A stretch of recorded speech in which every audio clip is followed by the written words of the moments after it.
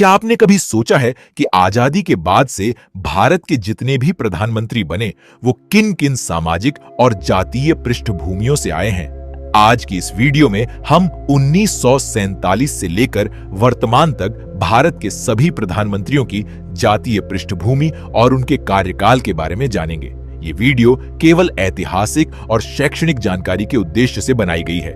तो चलिए शुरू करते हैं। सबसे पहले भारत के पहले प्रधानमंत्री जवाहरलाल नेहरू की। वो कश्मीरी पंडित यानी ब्राह्मण समुदाय से थे। स्वतंत्र भारत की नींव रखने, पंचवर्षीय योजनाओं और गुटनिरपेक्ष आंदोलन में उनकी बड़ी भूमिका रही। वहीं 2 बार कार्यवाहक प्रधानमंत्री रहे गुलजारीलाल नंदा की जातीय पृष्ठभूमि कायस्थ थी। उन्होंने संक्रमण काल में सरकार को स्थिरता प्रदान की थी।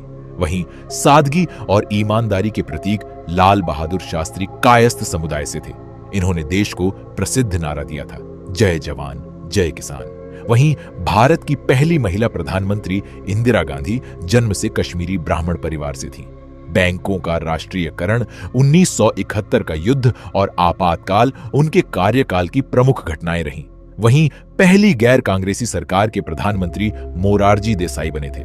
वो अनाविल ब्राह्मण समुदाय से थे। वहीं किसानों के बड़े नेता चौधरी चरण सिंह जाट समुदाय से थे। उनका पूरा राजनीतिक जीवन किसानों के हितों के लिए समर्पित रहा। वहीं भारत के सबसे युवा प्रधानमंत्री राजीव गांधी पैतृक रूप से पारसी परिवार से संबंध रखते थे। उनके समय में कंप्यूटर और दूरसंचार क्रांति की शुरुआत हुई। वहीं विश्वनाथ प्रताप सिंह राजपूत समुदाय से माने जाते हैं। मंडल आयोग की सिफारिशें लागू करने के कारण उनका कार्यकाल भारतीय राजनीति में बेहद महत्वपूर्ण माना जाता है। वहीं चंद्रशेखर राजपूत समुदाय से माने जाते हैं। उनकी सरकार अल्पमत में थी और लगभग 7 महीने चली थी। वहीं पीवी नरसिम्हा राव तेलुगु ब्राह्मण समुदाय से माने जाते हैं।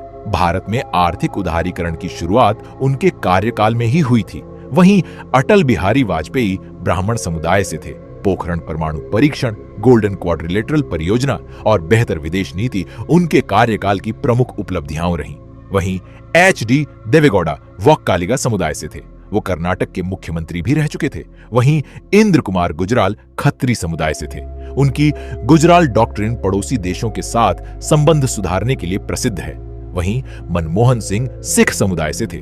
भारत के सबसे प्रसिद्ध अर्थशास्त्रियों में गिने जाते थे। उनके कार्यकाल में सूचना का अधिकार, मनरेगा और परमाणु समझौता जैसी महत्वपूर्ण उपलब्धियां रहीं।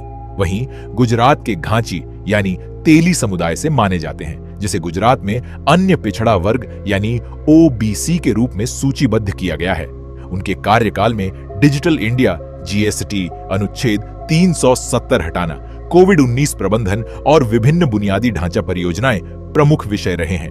अगर हम पूरी सूची देखें तो भारत के प्रधानमंत्री अलग अलग सामाजिक और क्षेत्रीय पृष्ठभूमियों से आए हैं। इनमें ब्राह्मण, कायस्थ, जाट, राजपूत, वोक्कालिगा, खत्री, सिख और ओबीसी समुदायों से जुड़े नेता शामिल रहे हैं।